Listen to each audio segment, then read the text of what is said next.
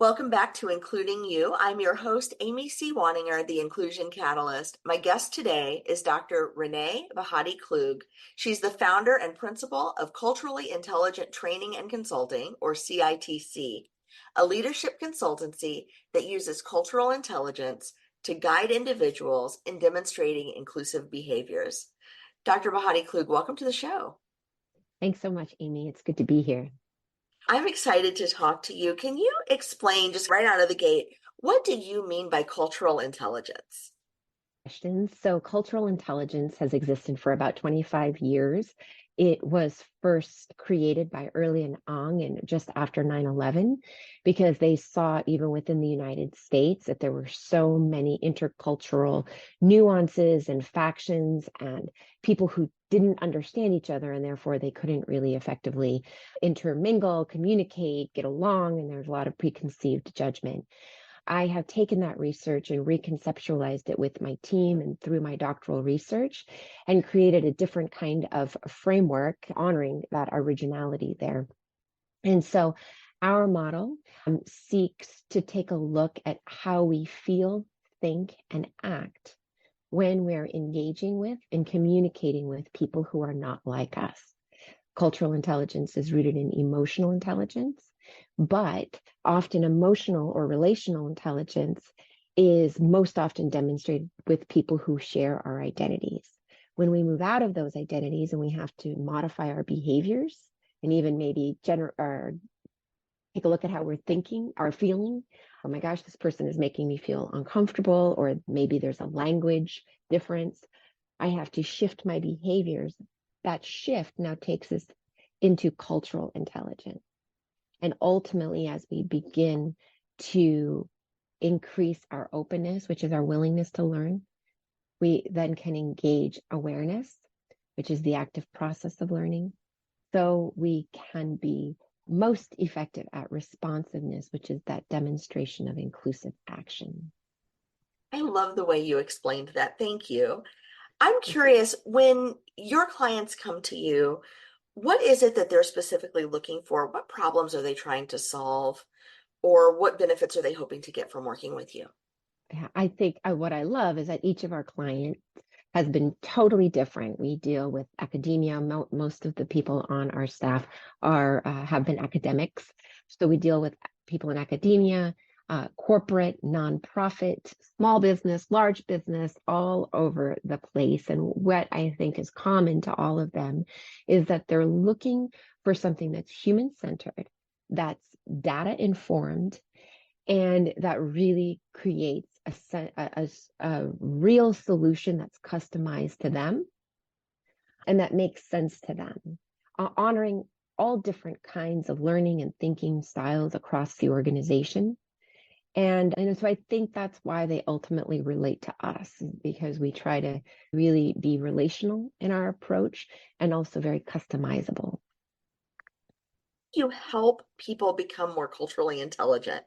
There are not quite an infinite number, but almost infinite number of cultural norms in the world. And it would be impossible for someone to be knowledgeable in every kind of practice, custom, thought pattern, language that exists. What tools do you use to help people improve their cultural intelligence? Yeah, it's a great question.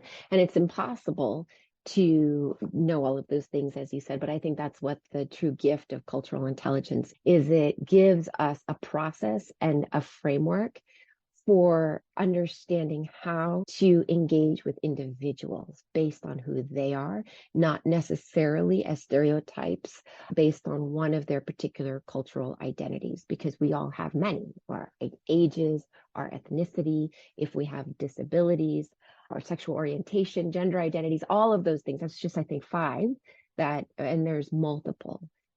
So when we engage with someone, we want to honor all of the aspects of their personality and those cultural identities.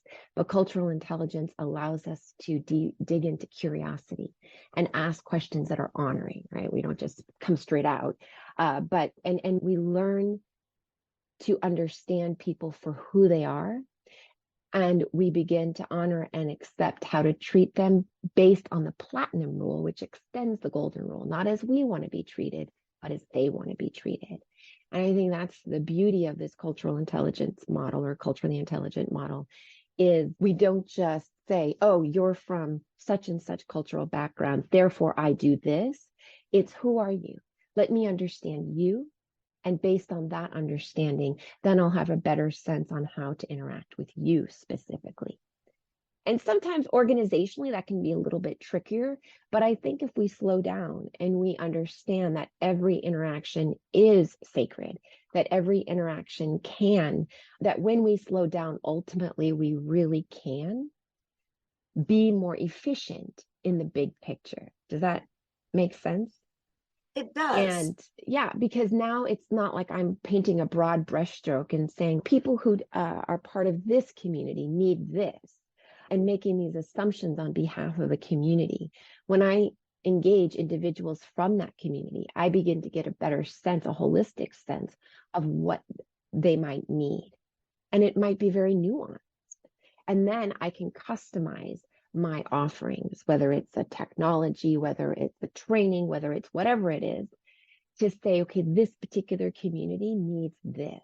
And when I move to a different community, even if members of it shared identities as the previous one, I can tweak some of my offerings based on what this new community might need.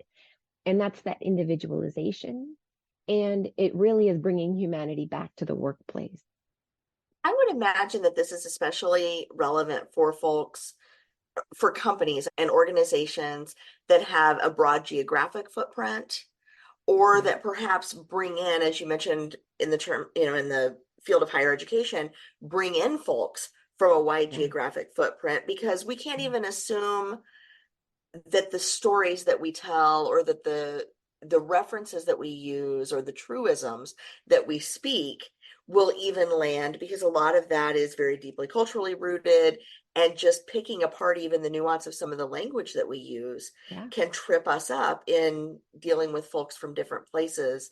What kinds of results do your clients typically see after they work with you? They're varied. So often, what our clients, what we really appreciate is, like I said, the data informed. So we often do culture surveys where we really understand the needs of the contributors. We call employees contributors because they are really who are contributing to the soul and the ethos of every organization. So we hear from them first, and then we bring that data back to leadership. And what I've learned is that if senior leadership or executive leadership is not involved in the formation process of what we're doing, we don't necessarily engage with that organization, because as much as we love and value grassroots, there has to be a both and of the grassroots and the not leadership governed, but leadership coming alongside to make sure that they're financially backed.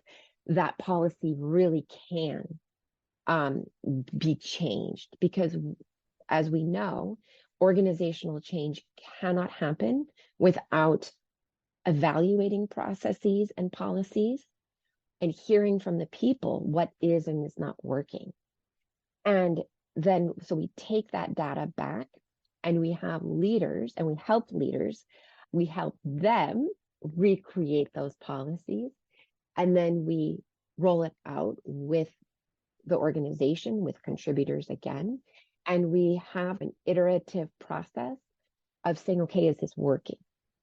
And so this happens over the long term. It's not like this 2-week process and then we're out. This really is several months, up to a couple of years, to hear from contributors, to investigate what's really going on, to reevaluate, to revise, to reintroduce, and then to revisit to see what's working, and if there are things that aren't working, how we might go back and revise again.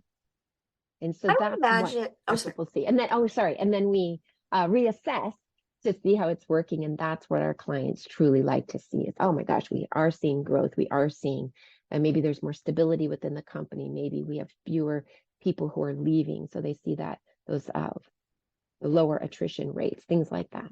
Sorry, go ahead. No, that's okay. I was thinking about the work that you do, bringing leaders alongside the work. And I would imagine, because I've had this experience myself, that sometimes it's hard to get leaders to see themselves in the work because the as is state has worked very well for them. They've been able to come in under those policies and systems. They've been able to move up under those policies and systems.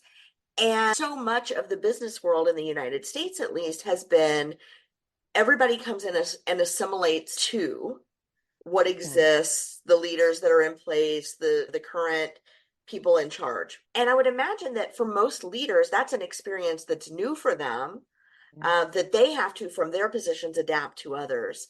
Can you talk a little bit about how you help wake them up to that, or how you help get their buy-in when it's not just signing off on a purchase order or approving a process change, when there's real internal work that leaders need to do? Yeah, absolutely. That's a great question. And we, along the way, we've been operating the last 10 years, and we really started with the organizational change stuff about 5 years ago. And what we learned early on, and like I said earlier, is that when the CEO in this case is not at the initial table for us to discuss with, we really see a lot more problems down the line where things get stopped up. And so where we try to get that buy-in is early on having a conversation, maybe whether that's over Zoom, or whether we fly out and go meet with different leaders to really listen to who they are, what their vision is, why they want this. Is this something that they want because it's the cool thing to do? Or are they really interested in seeing what the data is going to say? Because that can be very scary. And we've had numerous leaders actually publicly react to data and essentially have temper tantrums in front of their staff and call up their staff. Who gave us a two? Who said this? And from so we've had situations like that. And so we have learned from that to meet early on to make sure that we prime leadership, that we understand really what their goals are, and that they understand that when the data emerges, it's not meant as a shaming a mechanism, and it's not necessarily meant to be taken personally. But what accountability means is that we take this data, we understand what it means, and we seek to do what we can to help bring that sense of belonging. So it looks like a lot of different ways. Of course, the one-on-one. Oh, sometimes we'll come in and we'll do a leadership training to prime the leaders and let the leaders know what we're going to do.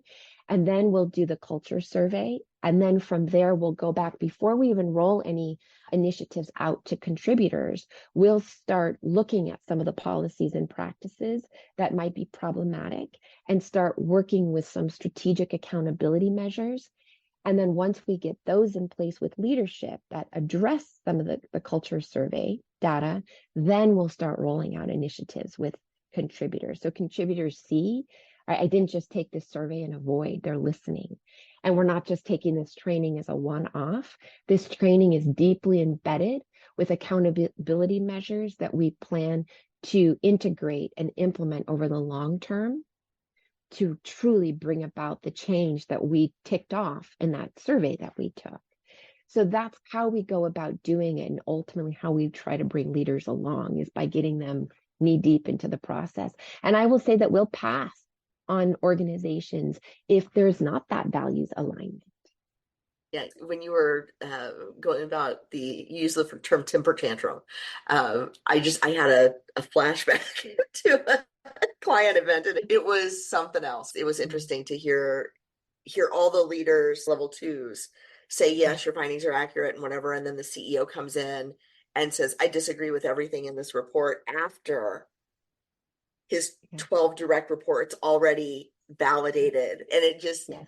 everybody knew what was happening, Yeah. and it was really uncomfortable, but that's Yeah. the reality It in is. some organizations.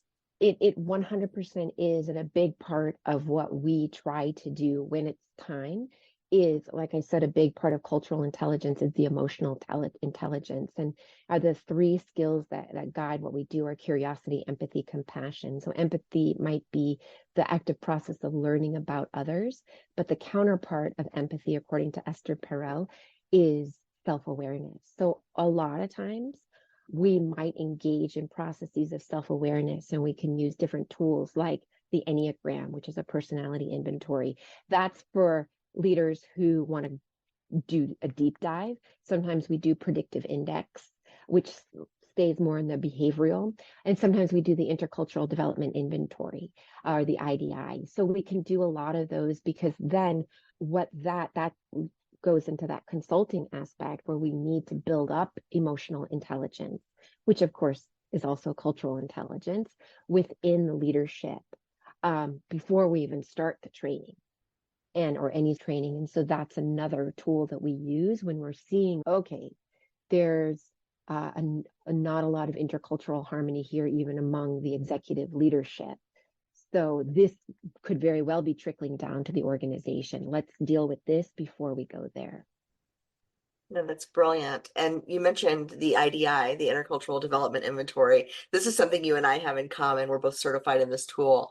And for those who are not familiar with the IDI, it assesses where you are on a learning continuum for intercultural interaction. And it's really fascinating to take the assessment and get the results and understand where you sit.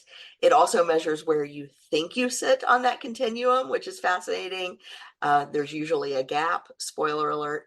And having a conversation, I think, in a group setting helps normalize, number one, the gap of most of us think we're further along than we really are, but also where we sit, we're probably not unique in that space.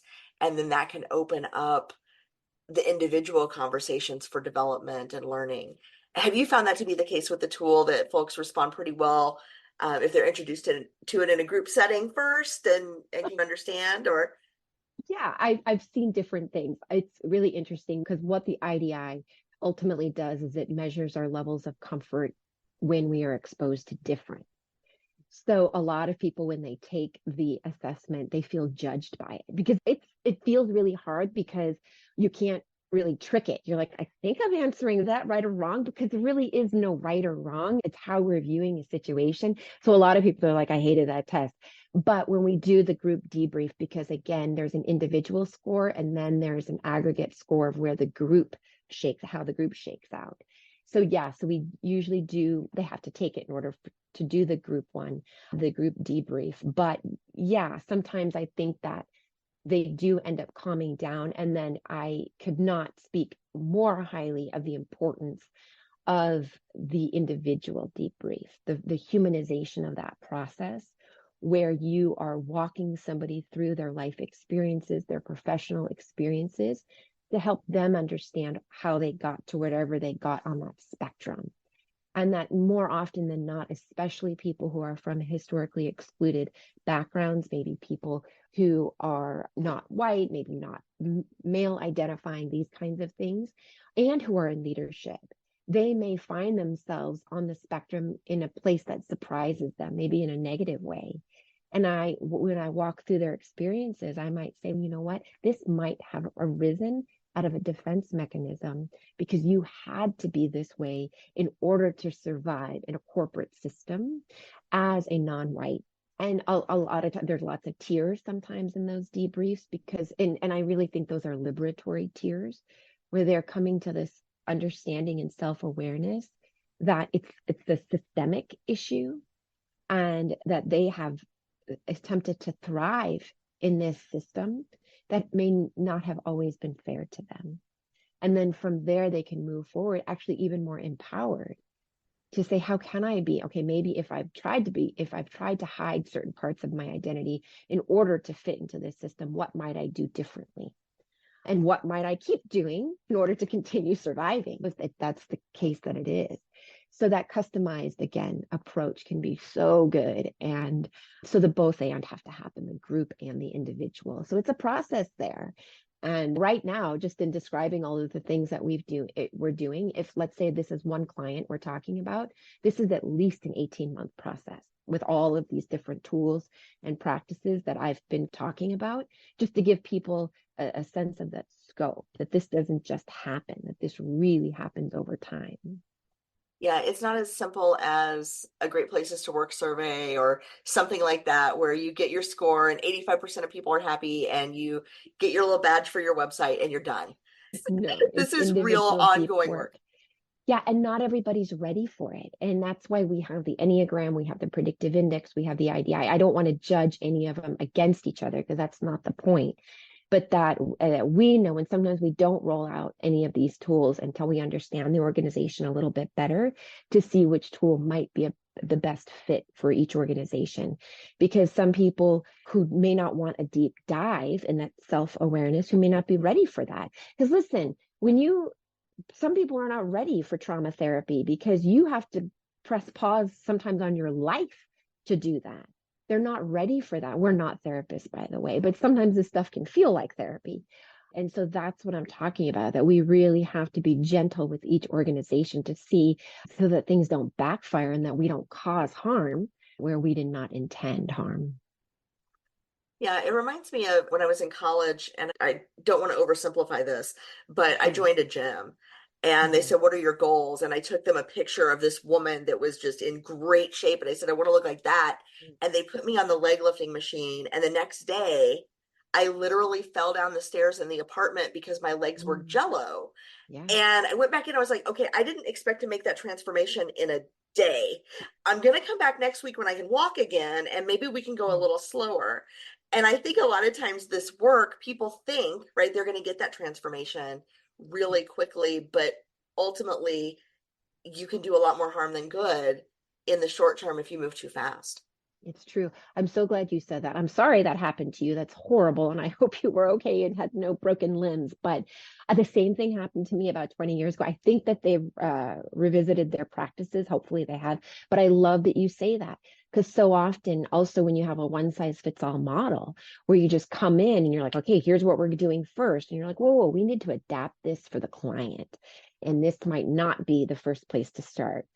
And that even though, yeah, legs in your example are the biggest muscle group, and that's where we start, you can't always start there, and certainly not at whatever weight they may have put you on. Yeah, the same thing happened. And what was funny about it is we ended up staying at a hotel, and the only room that was available was an accessible room, which turns out I needed because I couldn't even sit down without the aid of a rail and ramps because I was so sore. So it ended up being in my favor that we got that room because it was brutal. And to this day, 20 years later, I'm like, I don't know if I want a personal trainer because they might end up killing me. Yeah. Yeah. Absolutely. And Okay, sometimes I'm glad that people you can feel that relate to that way. story. Yeah. Oh, yeah. It's so relatable, Amy, because a lot of people, I think, have experienced negative experiences with training or with organizational change work that happens too quickly. It's one size fits all. It doesn't take into account any of the people who work there. Maybe it's a total top-down approach where it's dictatorial. There's so many things that can go wrong, and there's so many things that even when you're doing right, don't always work out because individuals are different and unique. And that's a part of the cultural intelligence model, that it's not saying that we're going to get it right every time, but it's saying that we are going to pay attention. And if we don't get it right, we are going to learn from it, and we are going to own our mistakes, and we are going to do what we can to address that. I love that you apply cultural intelligence to your cultural intelligence practice. Truly Yeah, doing the work while you're doing the work, I think is a yeah, brilliant approach. yeah. Dr. Bhatti Klug, where can people find you if they want to learn more, if they want to work with you, or they want to find out more about your research? Yeah, they are welcome to come see us online at culturally.com. You can email us directly at learn@culturallyintelligent.com, and we are on the socials at culturally intelligent. We'll be happy to meet with you to have a free kind of meeting online or in person. We are in the Phoenix, LA, and Denver areas, but we can come to you anywhere you are in the world. We're so happy to make any sort of international travel. We all are infatuated with travel, and that's how you can find out more about us. Fantastic. I will put all of those links in my show notes at includingyoupodcast.com. And I want to thank you so much for bringing so much of yourself to this interview, for sharing so much of your expertise with our friends and listeners. Thank you so much, Amy. It's been wonderful to be here with you. This is Including You, the new series from Lead at Any Level. Including You features stories from chief diversity officers and other executives who are creating inclusive cultures in their organizations. Our goal is to show what's working in companies just like yours, to give you the tools you need to keep pushing for progress in your own workplace. We want to create belonging and opportunity for everyone, including you. And now here's your host, Amy C. Waninger. If you've enjoyed this episode, follow Lead at Any Level on LinkedIn and YouTube. Then join us for Including You video simulcast every Thursday at noon Eastern. Including You can also be enjoyed each week as part of the Living Corporate audio podcast series, available on all major podcast platforms. Learn more at living-corporate.com. Including You is brought to you in part by Lead at Any Level, a boutique training and consulting firm improving employee engagement and retention for companies that promote from within. Lead at Any Level. Leaders can be anywhere and should be everywhere. Learn more at leadatanylevel.com. Lead at Any Level and its logo are registered trademarks of Lead at Any Level LLC. The views and opinions of guests on our show do not necessarily reflect the positions of Lead at Any Level, Living Corporate, or the sponsors of Including You. That's it for this week's edition of Including You. If you enjoyed this episode, be sure to like and subscribe wherever you get your podcasts. Don't forget to leave us a review or a comment to let us know what you enjoyed about the episode so you can help others find us as well. Be sure to join me next week when my guest will be Sharia Farmer. She's the CEO of RS Counseling and Wellness Center.